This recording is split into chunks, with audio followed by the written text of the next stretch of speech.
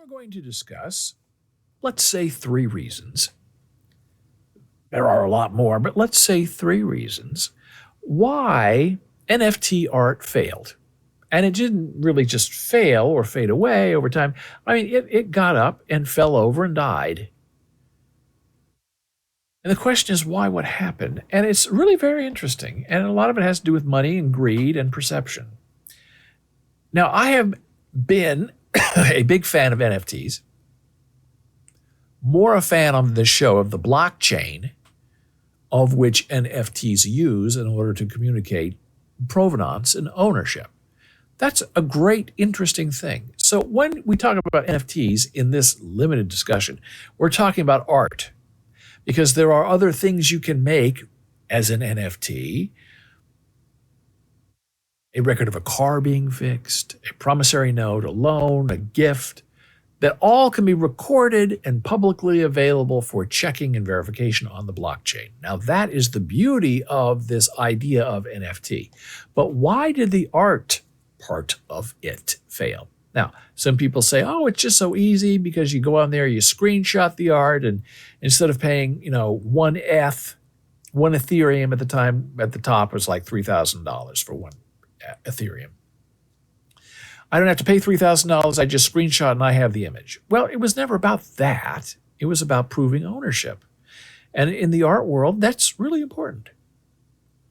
Where has this been?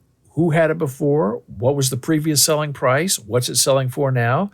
There's a chain of events that gets linked to an AI art image. And a lot of AI art from 2 or 3 years ago is completely tanked, worth maybe half, a third, a tenth of what it originally was. And why? Why did this happen? Well, it happened because Bitcoin started to fail a bit, lose value, and so did Ethereum. Ethereum went down to about half price, less than half price, maybe like $1,200 per Ethereum instead of $3,000. So you had people who were getting into this late and early. The early people were paying $3,000 for, let's say, an NFT at one end. And then, 6 months later, their investment, their purchase had dropped by half. And a lot of NFT artists and collectors are in it for profit. The artist wants to make money by doing one-of-ones, limited editions. And a lot of the collectors collect because they want to buy low and sell high, which is perfectly fine. But around this price, wildly fluctuating price, were a series of really bad PR moves by a lot of these crypto exchanges, going belly up and terrifying the NFT market, terrifying regular people, terrifying people who had invested after the Super Bowl and lost all their money. Rightfully so, because these people were criminals. They were in it, pyramid scheme, to get as much money as they could from hopeful investors, good, right people trying to, make a little money, trying to invest in new technology, and it not working out, and people losing their money, and these exchanges closing and keeping people's money.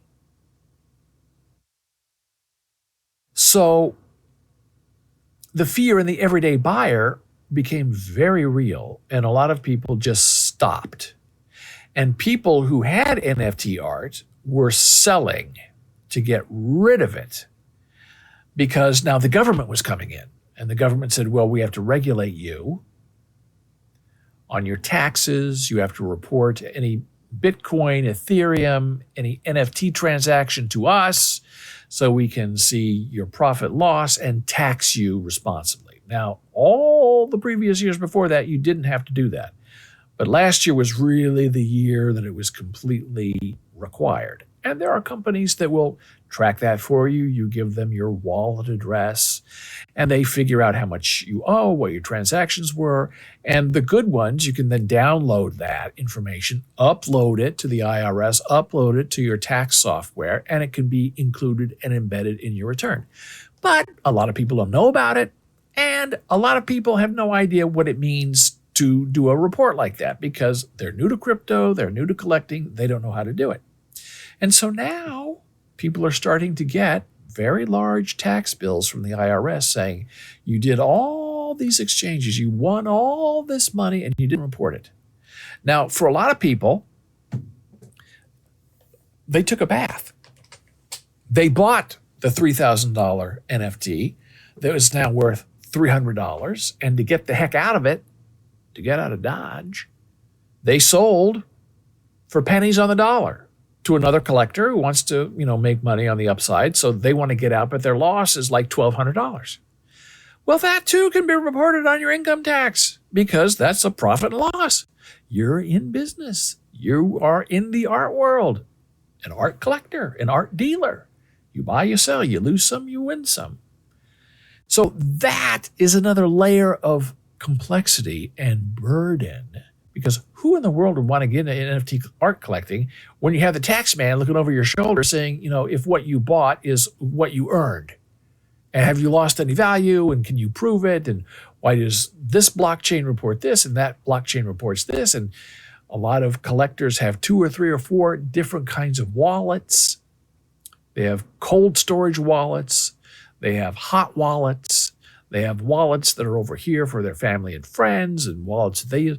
So you have to make sure you're reporting your losses and your income, your profits loss from all your wallets across all things in order to have a properly prepared tax return. That's exhausting for people, especially if they're not technical, especially if they, own a couple of pieces. And even if you're buying but not selling, you still have to report it. Now, as I understand it, if you just buy Ethereum or you buy Bitcoin and hold it, you don't have to report that because you're not doing anything with it. But if you are buying the Ethereum and buying the Bitcoin to then purchase a work of art, then that you have to report. Nobody wants to do that. So we have the IRS. That's one reason NFTs are failing. The price dropped. That's another reason why NFT art failed. Scandal at the exchanges. Another reason NFT fails. And now, of course, as much as I really hate to say it, is a lot of the people who were involved in NFT collecting are now into, meow meow, AI art. They can collect their own art and sell it if they want to as an NFT, or they don't have to go out and go to an artist and say, I want to buy one of 10,000 copies of this NFT for $3,000, when I can pay $3,000 a year and create 50,000 original images of my own that look just as good as anything any artist out there is doing on their own. Now, some people say that's imitative, it's stealing, it's art. That's what the NFT artists are doing. They probably do it unwittingly and unknowingly, but everything they've seen, experienced, stolen, they have made a part of them, and out comes a new piece of art. It's the same thing with AI art. It goes out, experiences, finds information, collects it, makes it a part of them, and then they use that and create a new piece of art.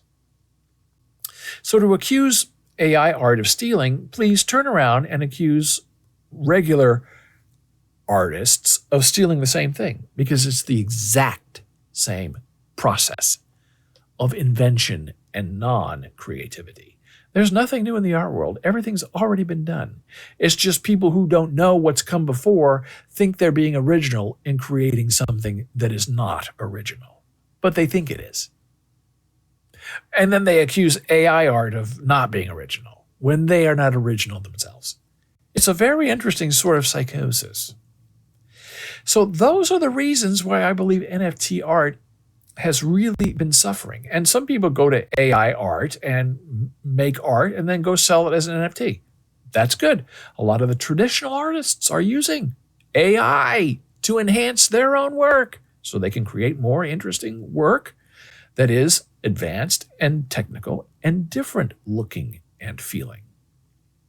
So a lot of the hardcore NFT collectors, after the scandals and the taxes and the prices and all of that, are now their own artist. The collector has become the artist with the help of AI. So for a while, 2 or 3 years, NFT collecting was hot. And now it's not. And now what's hot is making your own AI art for a fraction of the price.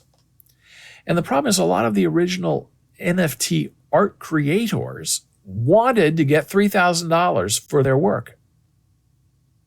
So, because that's what they were used to, that was their lifestyle. So when, Ethereum halved and went down to, 1,200 or so, they would then raise their price to 3 Ethereum because they wanted to get their $3,000. And most people would say, well, wait a minute, 6 months ago, this was 1 Ethereum. Well, and they don't tell you the reason, but the reason is because they want to make sure they're getting $3,000 for one piece of artwork. And that's deadly because people figure out what they're doing and they don't like it. And say, what do I need you? I can go out and, tell my art AI bot to create a new Van Gogh for me that I can print out or make as an NFT or put on my wall, and it'll do it in 2 seconds. I don't have to deal with the blockchain. I don't have to deal with you raising your prices. I don't have to deal with people stealing the image from my website because they want a copy of my NFT. I can just do it all on my own. So that's the evolution of NFT art, is now AI original art. And what comes next? Who knows? I don't think it's going to be virtual art in a virtual world. I think the AI part of it is sort of here to stay for a while. But we'll see. Only time will tell. And that is my take on why NFT art has failed.